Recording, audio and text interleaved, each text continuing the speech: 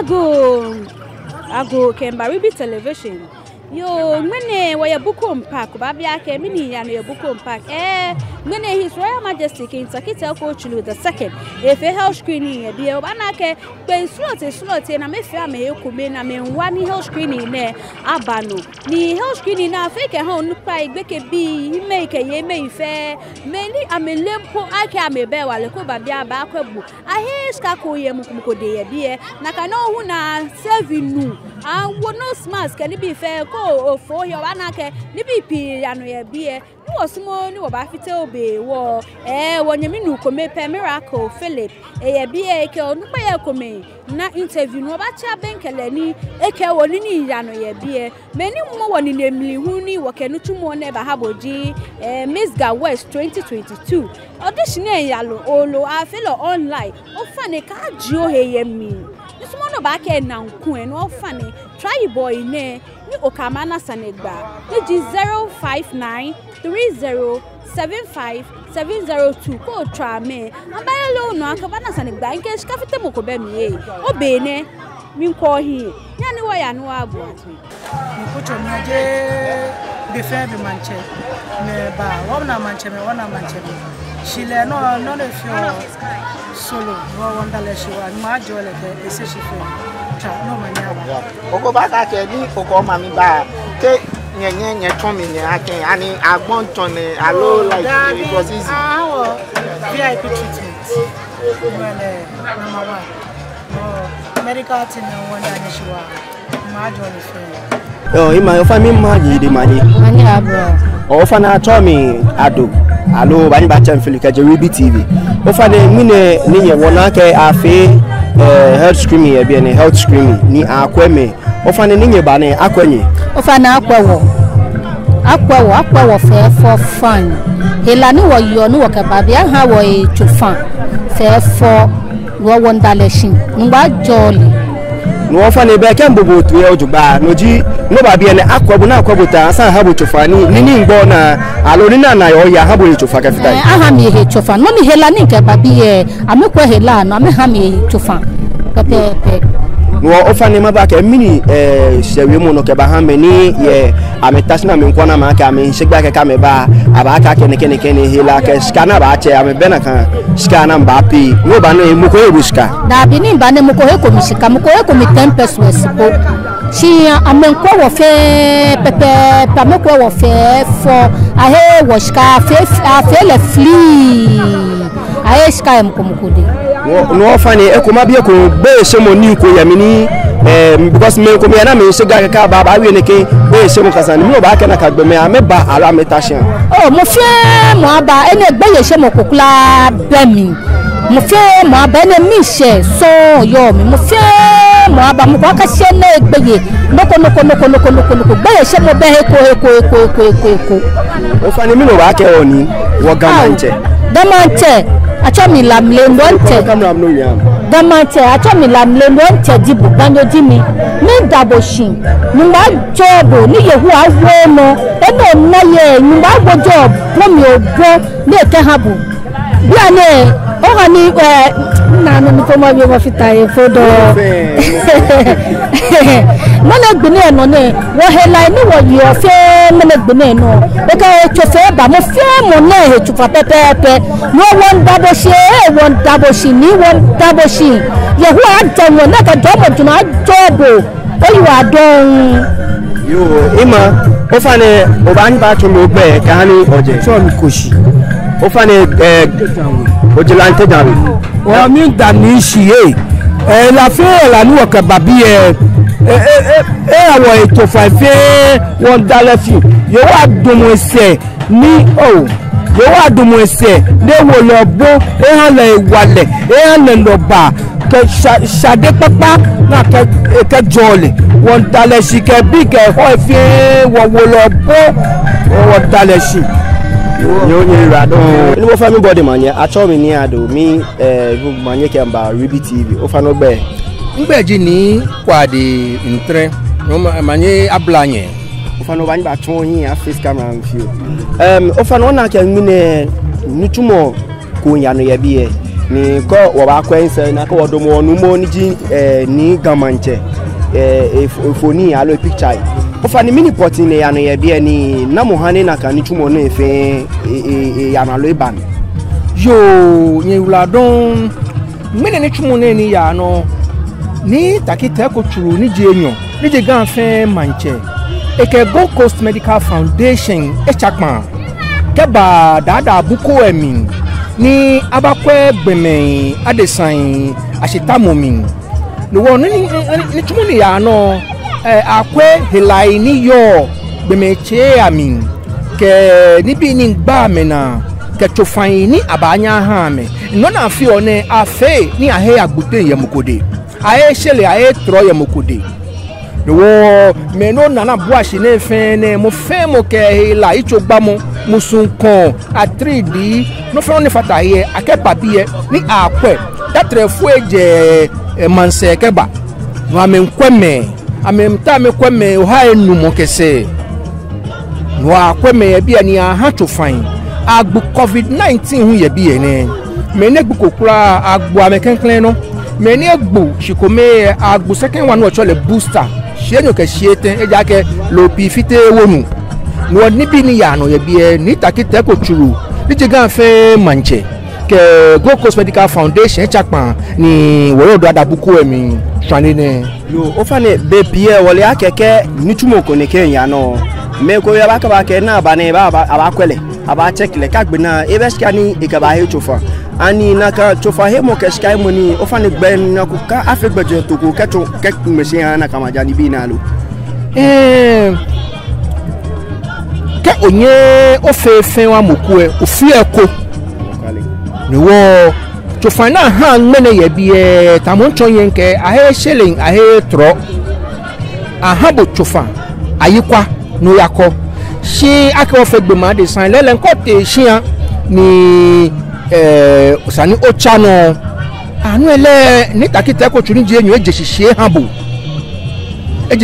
habo shake gbe ma de san won wo ye gba ke wo ko wo he no ojogba ke wo shihinle no ni ya no ye bi le akenke kura o fane masuma ka okwa wo camera ye ni oke se ku no ka ba ha man bi meni mostly ka fi ni na me sure gba ke ka ba ko le aba che he la gbe ko ni like me pi na me sure gbe na kama jani bi masuma ko oke man bi no kwa efi ake ela ke mobu o ke wo mama mi eyi obo awi na gbe obo ya shi keji he la yo he ni o te datre fonyun ni achobo he la ni emubu ewa abo eja ka chombo bono hishio ha ke ni eni nko yo ni no yo bo awiye abaka ebu ke noko no fio ni no gbo na abaka ebu no keji okwe no opan to abojugba no chi obenke ilacha mu hiye oyi wala helemoni ka segbeye hela eke woye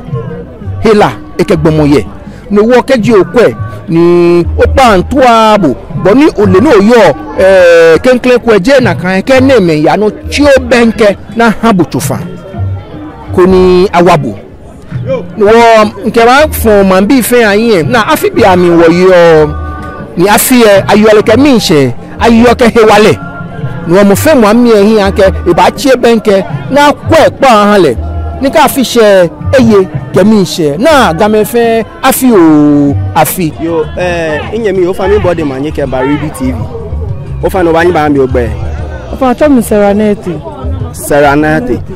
o fa ni mine wole ake afi health screen ni ye akweme ni o fa ne be pie wole ake ke afi ni tumo ne ke ani no ba like o na ha omoko ye ni tumo na tumo mi alo o fa na kwa omo no o fa ni akwebu ojugba o fa ni akwemi dugba no o fa ni ani na akwebu ahabo tufa because wonu ake tufa na ha be jon pi won fa ni no ko na ka etenalu o fa nda bi no fa no ya lo ojugba no kema bia no ji bia no ba akwebu ahebu noko ahabo tufa na ahebu noko na ko to no ton mi o fa ni yo no o fa ni mini she we mu no ke ba ha woni alowo gamanche o fa ni mi da ni finish ke lo yin ba fe ni akenu ma jo ni iradun agenye fe no ko papa o ya wala sina mi ebi je mo fe na kan no fa ni iradun Yo no funny my people kwa ke ona ke be pika fe hot screen ne ke me sure gbe mo ko ba ka ne ba ne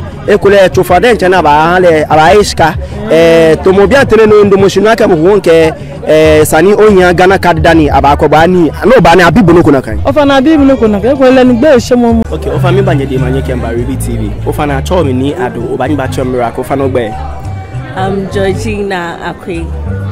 Georgina Akwe. Oh, okay. Please, we want to ask you that. What actually do you do here? Please, so here we check vitals, we check the BP, the temperature, of the individuals coming. Okay, so please, I want to ask you: have you got any challenges of those people who want you to check them, or any misunderstanding or something? Oh no, they are so cool. Everything is moving on smoothly. The reason I'm asking this question, we know that most of the time when we are doing a certain things like this, there is a lot of people who are afraid of doing it. They'll be like, hey, they're about to check me, this, that. So at least there someone asks you about those kind of things. Oh, we talk to them, we make them feel so comfortable. So even though they feel scared or they kind of tense when they are about to do it, but then we make them feel relaxed and so comfortable. So by the end, everything moves on smoothly.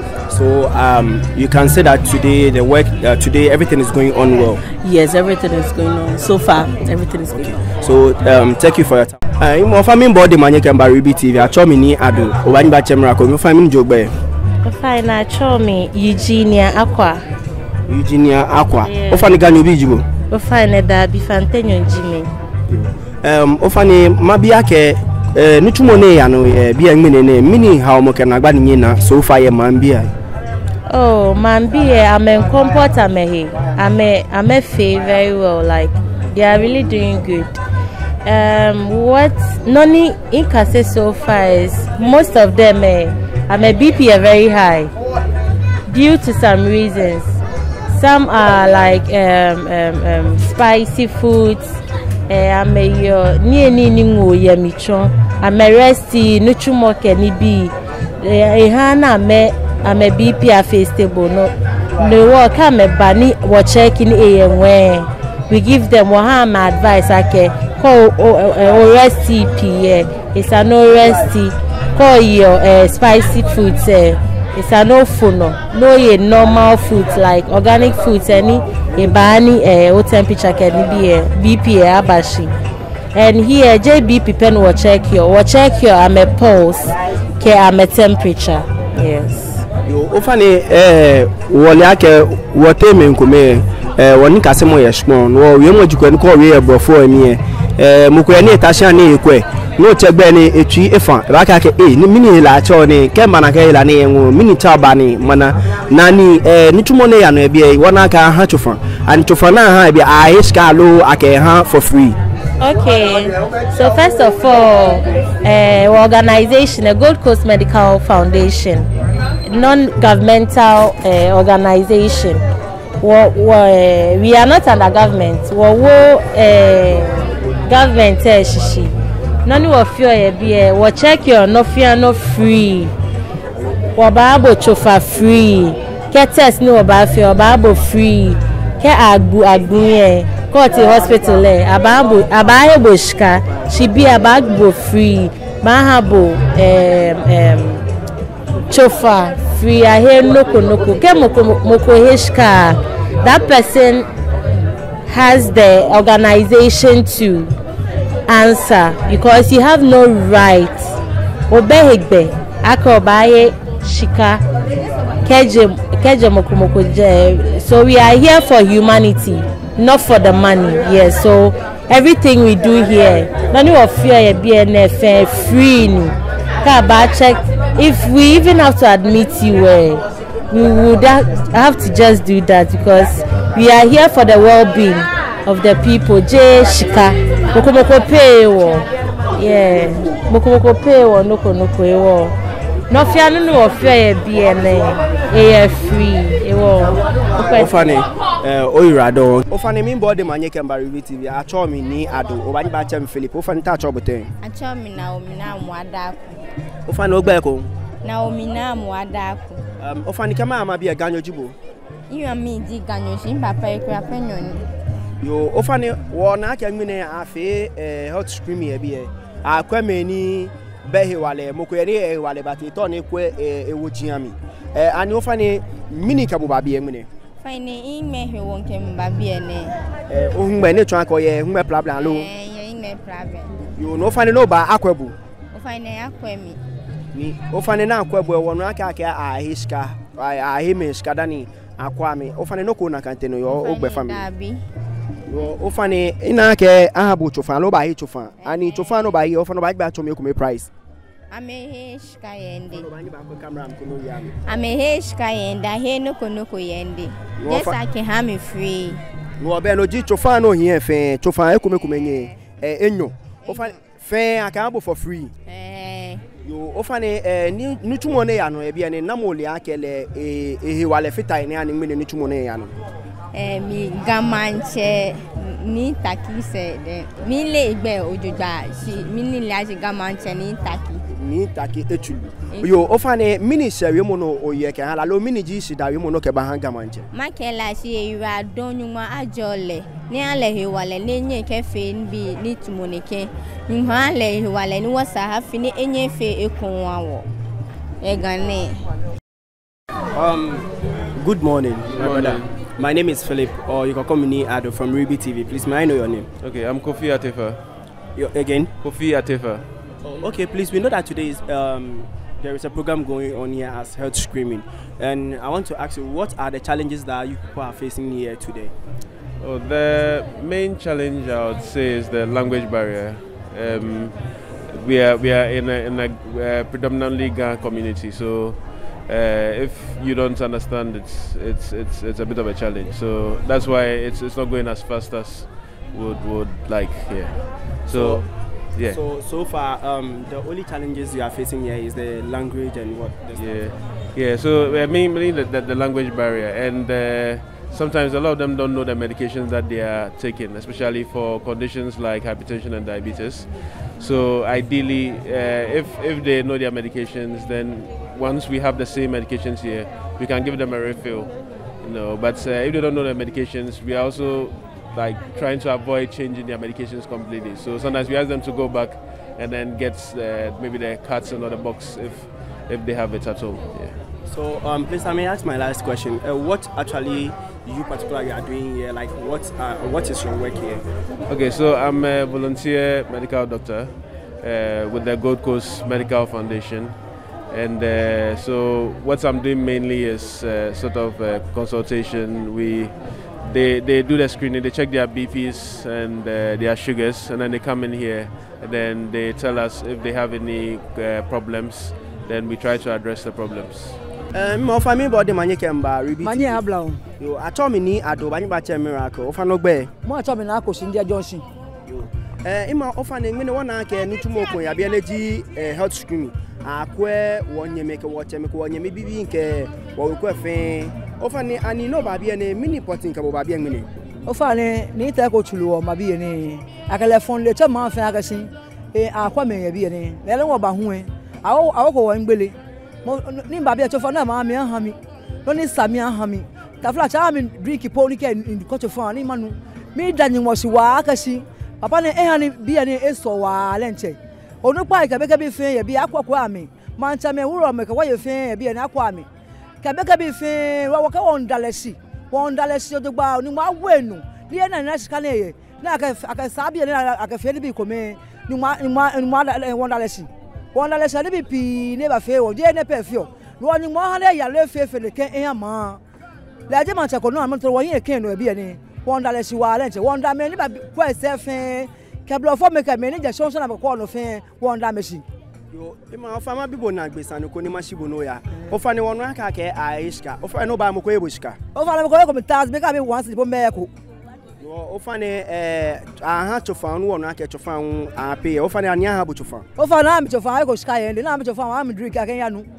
ofane ka imbobotu ojugba no ji aha bo chofa na gbe na ha bo drink ni ko no chofa ta o ka show tru no je na kan ka meat pie fe ka meat pie yo ofane ma bi to be ni ma mi wie eke ahele nuku na kana ahe nuku ye bie ahale chofa hu free agbena ke drink egbeye yale no fa ka lo fa no mo eke nu pure ta ke no fe no mo nye na ke ma me na mi sho jogba no ne no ba ke ko ye shan ka atasin bomode no se bie ni no bo ho ba checking ba kwa ni potin ne yan eyin akoba ye la ne ke boya feni no ba atasin no ba gbe follow nye radon to obeni nke boy mba na gafe mami mi tole mami o fa ne ke mi aka ba play mi mami ko me pe bie o kele ba gbasa ne fi o ma o fa ne won ba odo manye o fa no manya blawo o fa ba ni ba jo epo fi o ke cho me ni lebo o fa ne ka mele mi acho mi justice Mayale san kodi emensa me di chief of staff here Gamanche office e wo me nyen here na ka ba bia na lebi ne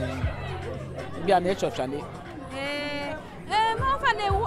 women pi ani wo kweke chano akeneke ni ne eteno bepi me ko no ya ni amena kodan amele no ko ni won ka make afi house screen ne fi amena pe fi o no fa ba ba gba mi fi o kecho o ke ni otipoti e woni ye ke fi house screen ne okay na ke house screen ne wo fi ole at least da fi e hie enyo ke hie ten last year wo fi hie ten ke je be ni Tackie Teiko Tsuru ni je enyo Gamanche Abana ne da fie wa fio ni di afine wa fie ko afine energy kenklen she normally ka wa mfe ne wa mfe ko ni meni your area me fe aba ni akwa me o ka hila ko bo he ya ko le ni wa nyen no ko nyen no aka le nyen no egbesi egbo alo no mfe la ka ye alo ya wo eteshi because we check yi wo he she ko check doctor say ba na ke no ni fie bo ne alo ni eje shishi o mi ne e ka menya mekuna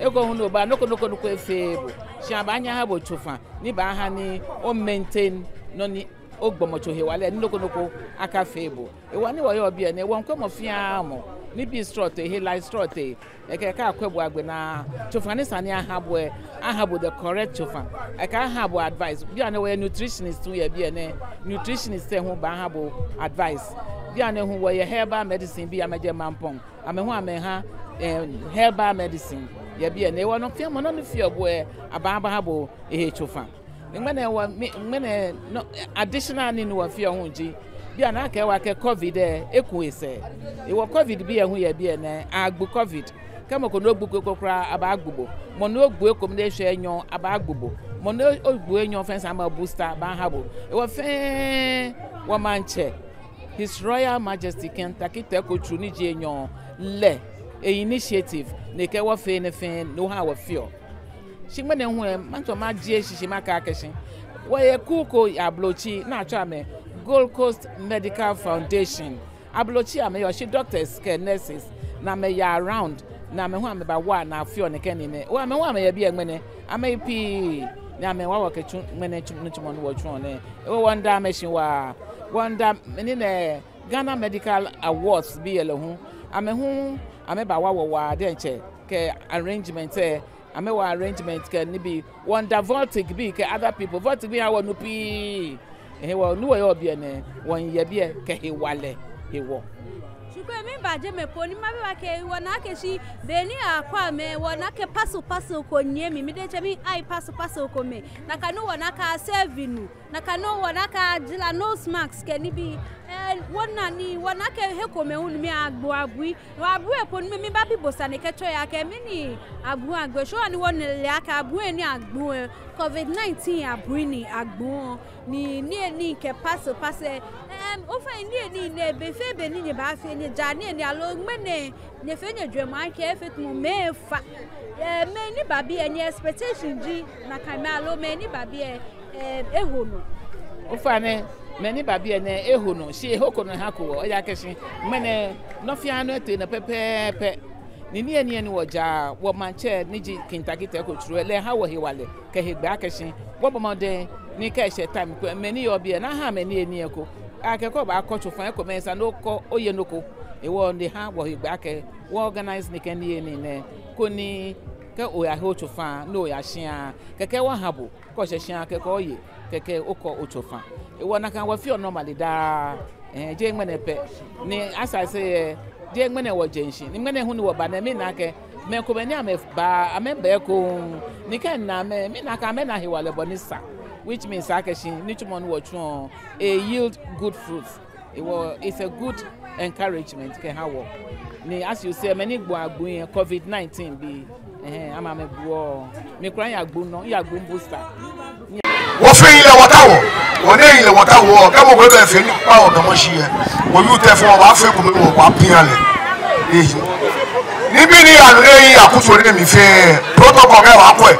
If I can give a what I know, what I was saying. Yeah, 1 year, I come over. Never a what you are here, sending 1 in Yamiyama is believed. Come on, take a said if they are put to be in Yaka. Don't wait and I buy. Can no more. I tried to be in a fear. The much nay of a man who gave up for the government. She got and the way shown. That's how you walk away when you go. Come on, take. Let her hear me, no can you tune here. Maybe the message don't can you. They cannot buy the album. Can you be near or put your name here? Come on, take. They got one motion. If I fraud and one, then you be a family. You go on Madame Protocol. I'm for Patricia. You can say, here for a you want to fire that put on them. Now, fail you the warfare of the walk out. What a munch. You need to win a game out to the machine. What else? Send you fire for you, and you are put on him. The new ball line. A flat at the toilet in the war got me. Can you be a very well? Nakamajani be our animal. Now I feel this about for you shut up. What the much is short? Need it to fail. What can I just show you? Tell like I'm show you. It's a quality. There is no disease over there. But the much is short. The disease and toilet and bola over the country. You want to get what you're living in the government? If I saw he can't take care of them. Get it to me. Now I need to say, you are sad. What you're living in the you go. Toto boy. Now, I say, Shani Rom, when you are, the Dana, no, yeah, what I don't want to know. Much of them, when you know how much you say, I'm not sorry, but I need a family. You go over there, I never to make it, but good is it. Don't you can see a government to make it, no one more than 1 year there. You super control nation. Well, I'm a big superstar in the country. Near Grandma Shosho, she's money, my mama. Abana, you are here. Abi, come on, Mantse. All of me feel good. So I'm going to go down and do it. Yeah, I'm going to. Oh, what a protocol! I get a rado. The woman is wow. The machine. What can she have? The Mantse. The one we feel. My boy, you go Mantse. For me, no one. Now we do much to buy. Now we start now. Me out. Twa maniawa. Yo, to Benin Kenya, Ben Kenya can many. How screen any idea? Come with family. But they told now. I can book a bee. Unupai. He may. Ye may. Men am him mesh. I mean, I'm an one. Many. I mean, I'm a near po. Crime fair. Ye beer. Doctor said, when I make a more. I can make sure. Not a way of bluff on your bear. Bomodi. Be where I go. Be I'm a fan. May be now. Crime me. So. Me come in. I remember. Pamela can bear. She not me basha. I mean, I can me bear. To find how to find we be. Ni to find in a bear colony, me bena chamo by a dear. I mean, man, I make a ham morning. I can't care hospital. Rocket a chocolabuna and a doctor in Mark to fanake a hammy. You know, call ye. No back, Erado, no penny, no back, his Royal Majesty, Tackie Teiko Tsuru. I show me AJ Royal, meaning my name by your charmy, or back pay cool.